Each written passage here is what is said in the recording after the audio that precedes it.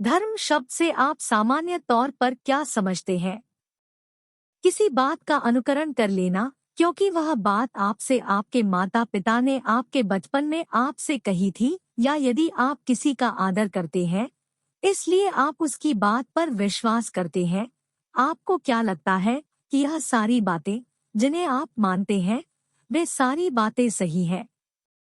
और यदि आपको लगता है कि आपकी हर मान्यता सही है, तो क्या यह सत्य नहीं है कि जिस किसी भी बात पर आप केवल इसलिए विश्वास करते हैं क्योंकि वह बात आपके माता पिता ने कही थी, या आप अपने किसी सम्मानीय व्यक्ति की बात का अनुकरण करते हैं, उन सभी बातों के प्रति आपके मन में कभी तनिक भी कभी न कभी संदेह उत्पन्न हुआ था? यदि आप इस बात से इनकार करेंगे तो यह सबसे बड़ा झूठ होगा। और क्या यह झूठ आपको कभी हजम होगा? नहीं, बिल्कुल नहीं। तो इसका अर्थ यह है कि आप झूठ में नहीं जीना चाहते, और यदि ऐसा है तो आप एक बुद्धिमान व्यक्ति है। देखा जाए तो मानने में और जानने में बहुत बड़ा अंतर है। जब आप किसी भी अपने सम्मानीय व्यक्ति की बातों का अनुकरण केवल उसके प्रति आदर की भावना होने के कारण करते हैं, तो वास्तविकता में आप स्वयं को तो छल ही रहे होते हैं और अपने उस सम्मानीय व्यक्ति के साथ भी छल कर रहे होते हैं। सत्य तो यह है कि आपके माता पिता जो भी आपसे कह रहे होते हैं वह बात भी उनसे कभी न कभी किसी ने कही होगी, और यह अनिवार्य नहीं है कि जिस किसी ने भी वह बात कही होगी उसे आत्मज्ञान प्राप्त हुआ होगा। स्वाभाविक सी बात है कि वह व्यक्ति भी कोई सामान्य व्यक्ति होगा, और संभवतः आपके माता पिता ने भी बालपन में केवल अपने सम्मानीय व्यक्ति के प्रति आदर की भावना होने के कारण उसी बात का अनुकरण किया होगा। बचपन में मनुष्य जो कुछ भी देखता, सुनता है या विश्वास करता है, वह बात उसके जड़ चेतन में चली जाती है और वह बात तर्क के परे हो जाती है। यह मान्य है कि किसी के भी लिए उसके माता पिता पूजनीय है, तो इसीलिए यह मानना कि उसके माता पिता ने जो भी कहा होगा वह अधिकांश केवल दूसरे के प्रति आदर के कारण ही कहा होगा, न कि अपने विवेक से। वैसे अधिकांश लोग यही करते हैं। वे अनुभव से अधिक किसी के कहने पर विश्वास कर लेना ही अधिक सरल समझते हैं, शायद इसलिए क्योंकि सत्य जानने के लिए उन्हें अधिक परिश्रम नहीं करना पड़ता। लेकिन देखा जाए तो यह बहुत ही घातक है, और इसी का ही लाभ उठाकर बहुत से लोग जो सत्य की अपेक्षा मिथ्या का प्रचार करते हैं, समाज में असमंजस का वातावरण बनाते हैं, और परिणाम यह होता है कि लोग सत्य से वंचित रह जाते हैं। लेकिन यही भरोसा करने की प्रवृत्ति समाज में बहुत से महानायकों को समाज में बड़े स्तर पर परिवर्तन लाने के लिए बहुत बड़ा अवसर देती है, क्योंकि कई बार देखा जाए तो यह भरोसा ही है जो बहुत से लोगों का मन बदल देता है।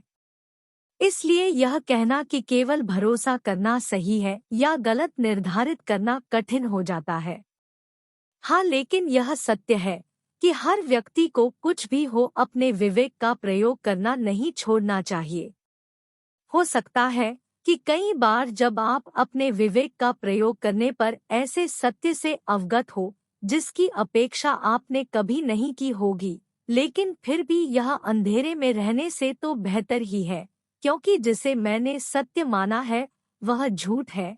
ऐसा विश्वास करना बहुत ही कठिन है, लेकिन जरा सोचिए कि क्या यह सही होगा कि वही सत्य आपको कोई और बताए और आपको मूर्ख सिद्ध करे? बिल्कुल नहीं, यह किसी भी दृष्टिकोण से सही नहीं होगा। हाँ, सत्य जानने पर थोड़ा बहुत कष्ट अवश्य होगा, लेकिन वही सत्य सुनकर दूसरे के लिए मूर्ख सिद्ध होने से तो श्रेष्ठ ही होगा। कई बार तो ऐसा भी होता है कि कुछ लोग केवल हमें मार्ग से भटकाने के लिए हमारे विश्वास को झुठलाने का पूरा प्रयास करते हैं, और ऐसी परिस्थिति में हम सत्य को भी झूठ मान लेते हैं। जिस किसी भी व्यक्ति से हमें सत्य का बोध होता है और उसके प्रति आदर की भावना होती है, यह ज्ञात होने पर कि वह व्यक्ति झूठ कह रहा था तो हमें और भी दुख होता है। तो ऐसी स्थिति में क्या करना चाहिए? सरल है। आपको यह समझना होगा कि कोई भी व्यक्ति अपने अनुभवों से ही सीखता है। यह अनुभव ही है जो किसी बात को सत्य या मिथ्या निर्धारित करता है। और इससे भी बड़ी बात यह भी संभव है कि जो सत्य उस व्यक्ति ने आपको बताया होगा उसके बाद उसे जो भी ज्ञात हुआ होगा वह सत्य आपके लिए मानना भी कठिन हो।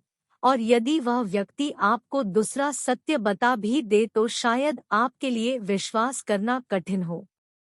कुछ लोग यह सोचकर शायद इसलिए भी नहीं दूसरा सत्य नहीं बताते और कुछ लोग इस बात की बिना चिंता किए दूसरा सत्य लोगों को बता देते हैं।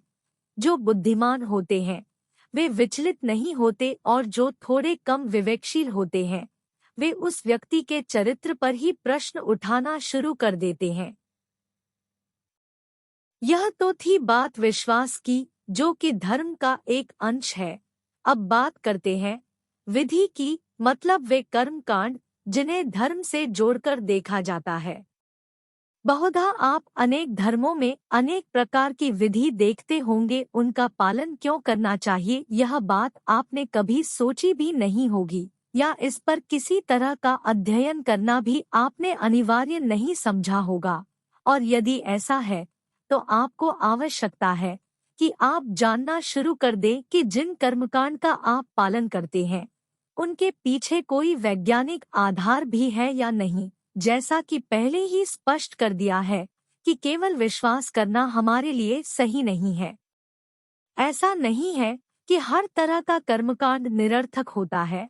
बहुत सीमा तक संभव है कि कोई ज्ञानी व्यक्ति जब कोई कर्मकांड करता है तो वह सार्थक होता है, लेकिन यह मान लेना कि उसने ऐसा किया है तो वही कर्मकांड हम भी कर कर उसी व्यक्ति की तरह परिणाम ला सकेंगे। ध्यान रखें कि वह व्यक्ति एक आत्मज्ञानी व्यक्ति है। देखा जाए तो लगभग सभी धर्मों में ऐसा ही होता है कि 90% लोग उन सभी कर्मकांडों का पालन करते हैं जिनका पालन उनके धर्म के किसी महापुरुष ने कभी किया होगा, वह भी बिना यह समझे कि उनमें और उन महापुरुषों में एक बहुत बड़ा अंतर है। यह स्वयं को छलने जैसा है, लेकिन फिर भी बहुत से लोग ऐसा करते हैं और यह क्रम चलता रहता है।